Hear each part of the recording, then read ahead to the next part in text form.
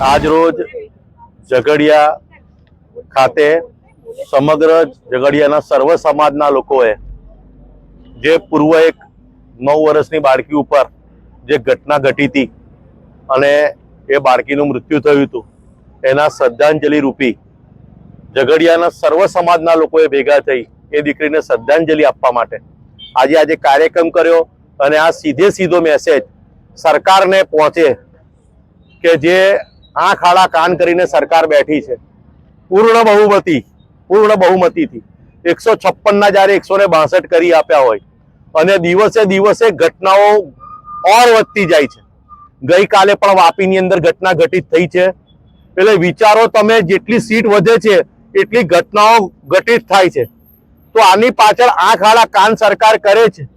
જો જ્યારે તમે 370 ની કલમ હટાવી શકતા હોય, CAA NRC લાગુ કરી શકતા હોય, નોટબંધી કરી શકતા હોય અને કરોડો પ્રજા જ્યારે તમને પીડા ભોગવીને બી સહયોગ આપતી હોય કાયદો ઘડવાની અંદર, તો ખાલી મોટી મોટી વાતો અને ગધેકી લાતો જેવું આ જે વલણ છે સરકારનું એ પોતાનું વલણ સ્પષ્ટ કરે।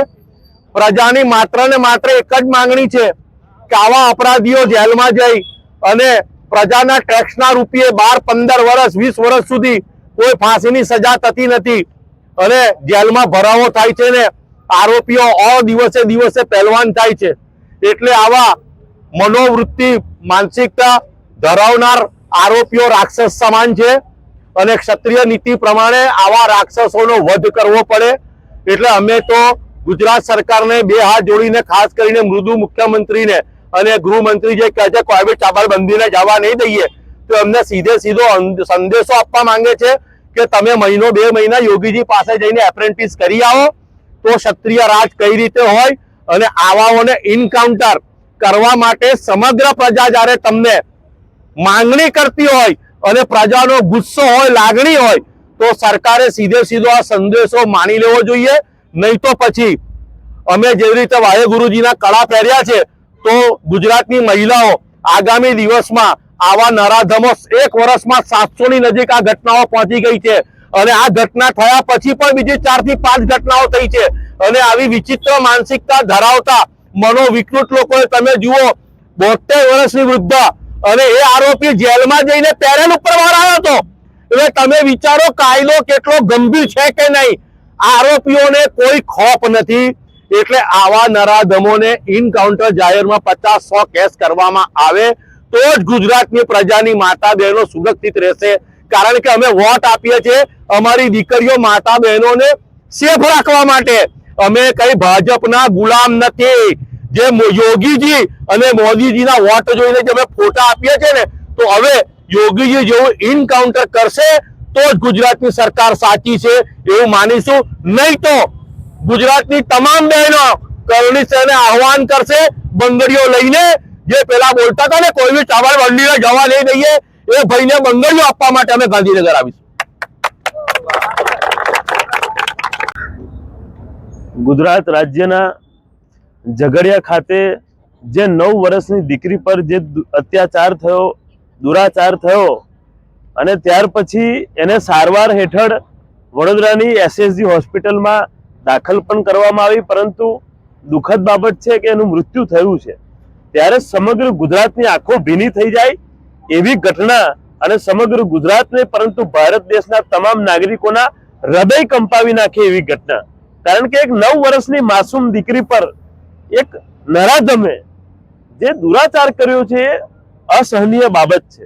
આપણે એનો વિચાર પણ કરીએ તો હૃદયને કંપારી છૂટી જાય છે, પરંતુ ખબર નથી પડતી કે આપણે કાયદાની વાતો કરીએ છીએ, બધી વાતો કરીએ છીએ, પરંતુ અંતે થાય છે શું?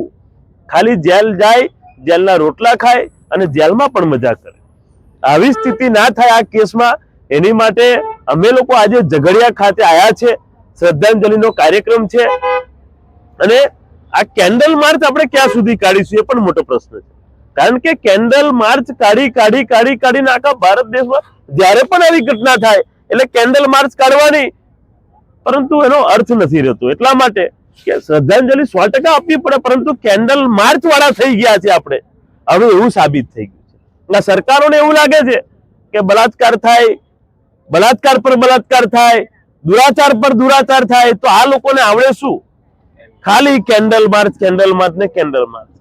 આ કરણી સેના ની ઢબ નથી. આ કેન્ડલ માર્ચ કરણી સેનાની ઢબ એ છે કે ઘરમાં ઘૂસીને જવાબ આપવો, અને અમે લોકો જવાબ ભૂતકાળમાં આપેલા છે અને આ વખત પણ આપવામાં સક્ષમ એટલા માટે છીએ કારણ કે આ ક્ષત્રિય સમાજમાંથી અમે આવીએ છીએ ને ક્ષત્રિય સમાજના રાજા મહારાજાઓએ તો ઇતિહાસો કરેલા છે એવા કે જ્યારે કોઈ પણ બેન દીકરીની બળાત્કારની તો વાત છોડ દો, ખાલી બજારમાં આંખ ઉઠાવીને પણ જોયું હોય ને તો રાજા રજોડાના સમયમાં ભર બજારે એનું સર ધડથી અલગ કરી દેવામાં આવતું.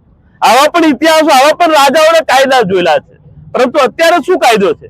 અત્યારે તો કાયદો બલાત્કાર થાય, નેતાઓ આવે, વાતો કરે, ફાસ્ટ્રેકમાં ચલાવીશું. આ ફાસ્ટ્રેક, આ ડાયલોગ એવો થઈ ગયો છે કે કોઈ પણ બળાત્કાર થાય એટલે નેતા આવીને સીધે કે ફાસ્ટ્રેકમાં ચલાવીશું, ફાંસી થઈ જશે. આમ તો હું પૂછવા માંગુ છું, કેટલા બળાત્કારોને ફાંસી થઈ? કેટલાને થઈ? છેલ્લા 20-25 બળાત્કારની ઘટનામાં હવે પોતે ગયેલા છે. મારે પૂછવું છે કેટલા લોકોને ફાંસી થઈ? એક ઉદાહરણ તો આપી દો. એકેય ઉદાહરણ તમારી જોડે નથી. બધી ઘટનામાં તમે આવી વાત કરો. આ 9 વર્ષની માસૂમ દીકરીને પીકી નાખી. અને કરતા શરમજનક ઘટના ગુજરાત રાજ્યમાં કોઈ હોઈ ન શકે. આ એ જ ગુજરાત છે જે ગુજરાતમાં રાતે આખી રાત પણ આપણી બેન દીકરીઓ સહી સલામત હોય છે.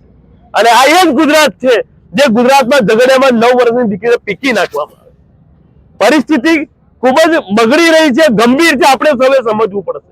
આપણે સરકારોને તો દોષ આપીએ છીએ, પરંતુ આપણે પણ સમજવું પડશે. સમાજની એકતા પણ એવી લાવવી પડશે કે જ્યારે કોઈ દુરાચારી તમારા ફરિયામાં લાગે કે આ મા બેન દીકરી પર ખોટો નજર રાખી રહ્યો તો એને જવાબ કઈ આપવો પડશે. પોલીસની રાહ જોવાની નહીં, એને પણ જવાબ આપતા શીખો. અને હું તમને એવું કહેવા માંગુ છું, આજે ઝઘડિયાની ધરતી પર આવ્યા છીએ તો ઝઘડિયાના મારા એક યુવાનને કહેવા માંગુ છું કે ભવિષ્યમાં કોઈ પણ જગ્યાએ કોઈ પણ નરાધમ કે કોઈ પણ દુરાચારી, કોઈ પણ આપણા સમાજની, સર્વ સમાજની કોઈ પણ મા બેન દીકરી પર જો ખોટી નજર રાખે ને તો ઝઘડિયા પોલીસ કે ભરૂચ પોલીસ પહોંચે એની પહેલા એના યુવાનો થઈ એને મેથી પાક આપી દે, એવું આજે વચન લેવા માટે આવ્યા છે. કારણ કે પોલીસ તો પોતાનું કામ કરે છે, પરંતુ જ્યારે કાયદાની વાત આવે છે કાયદાની ઉપરવટ નહીં જઈ શકતા. પરંતુ સરકારે પોલીસને ઓર્ડર આપવો પડશે. હવે સરકારે પોલીસને છૂટો દોર આપવો પડશે. આ ગુજરાતની પોલીસ છે. આ ગુજરાતની પોલીસ જ્યારે વિદેશોમાં જઈને જ્યારે ક્રિમિનલોને ઉઠાઈ લાવતી હોય એ પાવર ગુજરાત પોલીસમાં જ છે. પરંતુ ગુજરાત પોલીસને સરકારે બાંધી રાખી. આ ગુજરાત પોલીસને જો 24 કલાકની છુટ્ટી મળી જાય સરકાર તરફથી તો હું નથી માનતો કે કોઈના પણ મનમાં એવો વિચાર આવે કે એની છેડતી પણ કરું કોઈ દીકરીની. એટલી પણ તાકાત નથી. આ ગુજરાત પોલીસ એટલી સક્ષમ, પરંતુ એમને છૂટો દોર નથી આપવામાં આવતો. હું એટલું ચોક્કસથી કહેવા માંગુ છું કે આજે આ શ્રદ્ધાંજલિ ખૂબ જ દુઃખદ શ્રદ્ધાંજલિ છે અને આવી શ્રદ્ધાંજલિ આપણે આપ્યા કરીશું તો એનો કોઈ અર્થ એટલા માટે નથી રહેતો કારણ કે આવી ઘટના આપણે બંધ કરાવી છે, ચાલુ નથી રખાવી. હું માતાજીને પણ પ્રાર્થના કરું છું કે આવી ઘટના પર સદંતરે બંધ થાય અને આવા નરાધમોને ફાંસી મળે, એન્કાઉન્ટર થાય. પરંતુ આવા નરાધમો જે 9 વર્ષની દીકરીને પીખી નાખતા હોય એવા નરાધમ લુખ્ખાઓને આ ધરતી પર રહેવાનો કોઈ અધિકાર રહેતો નથી.